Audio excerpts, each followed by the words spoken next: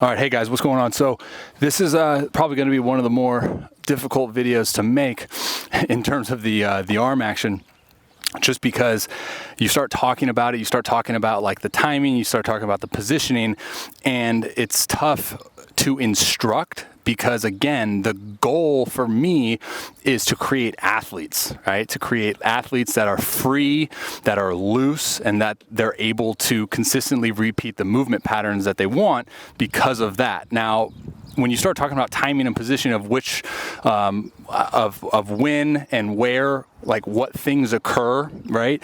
You almost get into this pattern of instructing very robotical movements, if that's a word. And that's exactly the thing that I do not want to happen for those guys, watching or reading this ebook. So I'm just going to give you the layout of the land in terms of a couple potential breakdowns and then a couple things that we want to look for in terms of, the arm, and try to focus a little bit on the timing aspect of it in terms of when does the arm raise, at what point, in relation to the front foot, because you guys know from a lot of my stuff already that I'm a big advocate of looking at the hands and the feet and how they work together. And it's just when we look at the way we walk, right? It's the same thing. So that's kind of the way that I approach throwing as well. If we're walking, and everyone pretty much knows how to walk that's reading this book, unless you're a boy genius. Well, when you walk, your front foot, the lead foot, is hitting to the ground as we come up with our hand, right? So it's the same thing when we throw, essentially. When this lead foot is coming close to anchoring to the ground, we want that hand and that arm to flip up, so at the point of which we anchor, we can influence a very efficient position of trunk neutral. Lower body we know is in the rotation, trunk neutral, and the hand above the elbow in line or a little bit below the shoulder. Okay, so there's a lot of potential breakdowns, probably more mainstream topics you hear of, like the inverted W, you hear of arm drag. I'm more into the space of the timing of like early arm raise, late arm raise, all those things. So you can already tell that there's a fine line of when these movements occur, right? So just to break this down, early arm raise, you don't want to, this is where it gets tricky because obviously there's outliers, but the way that I look at the hand coming above the shoulder and the timing of which that happens, if that's early, you're then signaling to your brain, essentially, to then signal to initiate trunk rotation. So the way that I see that the body just wants to operate is when this hand flips up, the trunk says, all right, we're going to start rotating, okay? And this is all in relation to the lead foot. So if you see the hand come up early, like middle of the drive phase, then the likelihood of the trunk initiating its rotation early is really high. So then what happens is the trunk initiates its rotation early due to the arm coming up early. Now what you have when you anchor down is a limited amount of rotational energy, hip-shoulder separation, segmentation, because of early trunk rotation, right? So a lot of this stuff is about identifying the root cause for the problem, whereas you can easily see that that's an early trunk rotation breakdown, but it's stemming from the timing of the hand. I think the hand and the feet are the biggest focal points when looking at the delivery, okay? So flip side of that would be late, okay? So this is more commonly used as arm drag. So I look at it almost as hand disconnection as well, all right? So when the front foot is coming to the anchor point, we are late with getting our hand up. So more often times than not, you guys will see the athlete at full front foot strike, the hand below the elbow, below the shoulder, and then now having to force independent energy of isolating the arm to create energy, which puts a lot of stress on the elbow, shoulder, all of these things. So when we talked about in the lower body mechanics section, how we want to position our arm and our upper body as accordingly as possible to receive all of this energy production that we're utilizing. If we don't do that, now we're going to have to make up for lost ground, and that's where I see independent energy being generated, which is going to then lead into injuries, soreness, fatigue quick, all these things.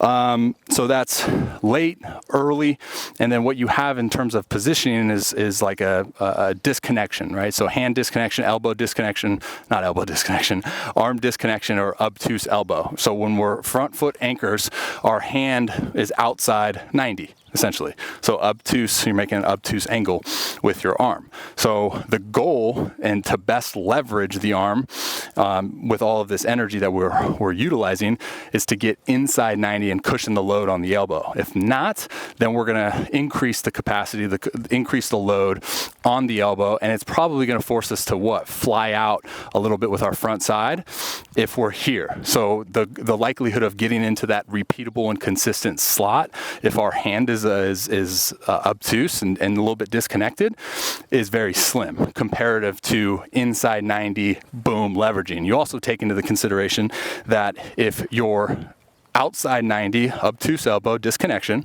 at front foot strike, right, you're now probably restricted on the amount of layback and external rotation that you're going to get into your throw. And that's like the tip of the whip, right? Or the hand's the tip of the whip. And think about like how much you can pull the catapult back, so to speak. So if you're restricted on the amount of tension that you're creating in that, then you're going to be restricted on the amount of energy production that's going to be released, okay? So that's another component. In terms of elevated elbow, right?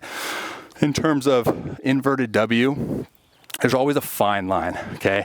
So I see this as suboptimal just because of the tension now that it's creating in your upper body, your traps, and probably more likelihood of initiating your rotation early, and the fact that like I look at this system of, and this is what I mentioned when I said about the elbow positioning a little bit below shoulder, because I look at this system as if we can stay and utilize as much of our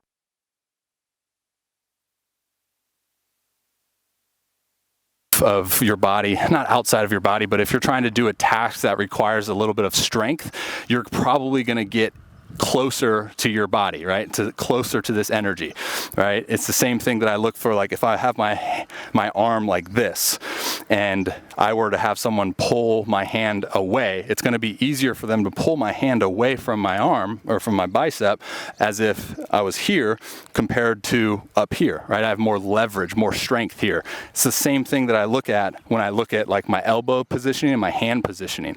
So if I'm disconnecting, if I'm leaving like that center mass, then I'm probably going to have less leverage, and I'm also probably going to have a tougher time to find that repeatable, consistent release slot on a consistent basis. Now, obviously, there's outliers. Everyone instills movement patterns, and if you get good at it, your body's adaptable, right? And then obviously, I don't even know if I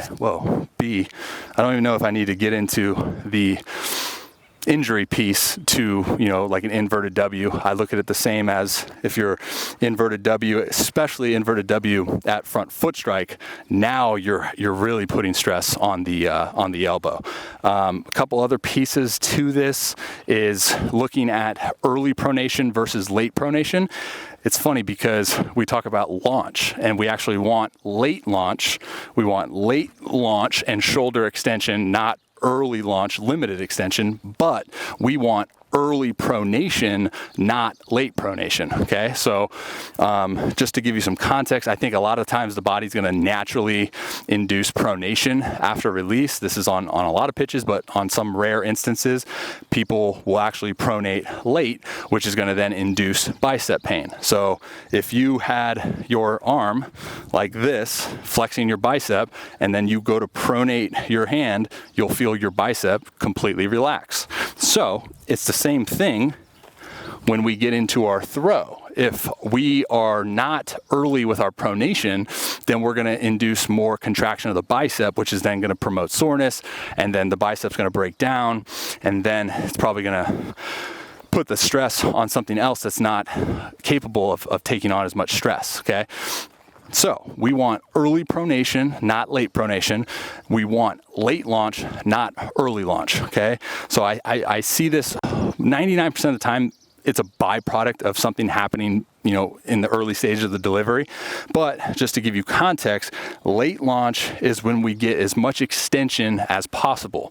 So when our trunk rotates, it actually comes into flexion as well, and we get as far out as possible, and we get as close to the dish at release as possible. So that's going to induce deception, more velo, more energy as we get into our launch. You're utilizing more trunk, which is obviously a bigger component of your body, which is going to induce more acceleration as your arm comes into the slot. Early launch, it's going to make it tough. It's going to make it tough for us to throw strikes, induce high velo, all of these things if our chest is behind our lead knee at release. And again, more oftentimes than not, it's a byproduct of something happening back here, whether it be a limited amount of forward momentum, an acceleration piece, early arm action, so on and so forth. Last thing, the pushy arm action, pushing the ball into release.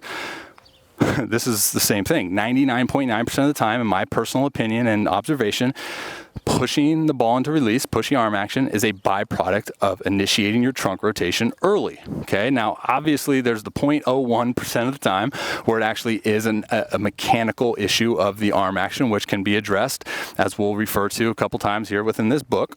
If you're watching this video from the book, if you're not, whatever. So what do I mean by pushy arm action is when we get really passive, and this could probably be a byproduct of guys that are struggling with command and they obviously want to put the ball where they want. You get real passive and tend to push the ball, kind of lead with that elbow and push like you're throwing darts rather than pulling the arm through, pulling the arm with your pec, lat, shoulder, big muscles into your release, grasping and gaining late launch shoulder extension. So those two pieces are intertwined. But we'll dive more into this, the pushing arm action, when we dive into the mechanics of trunk rotation, because like I said, it's all kind of a correlation. You'll see these breakdowns kind of lead into another correlation between the hand timing. The trunk initiates rotation, because if you anchor down, you have a limited amount of rotational energy or torque buildup, then you're not going to be able to like snap that rubber band, right? You kind of just complete rotation, which is a push. If you look at like you're pulling a rubber band to the maximum amount of capacity that you have, that's your rotational energy. But if you limit that before you anchor down, now you're here, and now you release it from that point, and it's just going to go boop, compared to boom, anchoring down, release from here, now it's going to shoot out, right? So in regards to the arm action mechanics, we want to create this sensation of pulling the arm through, which is more so focused on the mechanics of the trunk rotation, because we have to keep our trunk neutral for us to accomplish that task, all right? That's what I got. That's, hopefully that didn't confuse you too much, but we'll try to dive into most of these pieces separately and give you some context, some progressions, and screenings as well. So we'll go from there. But that's what I got.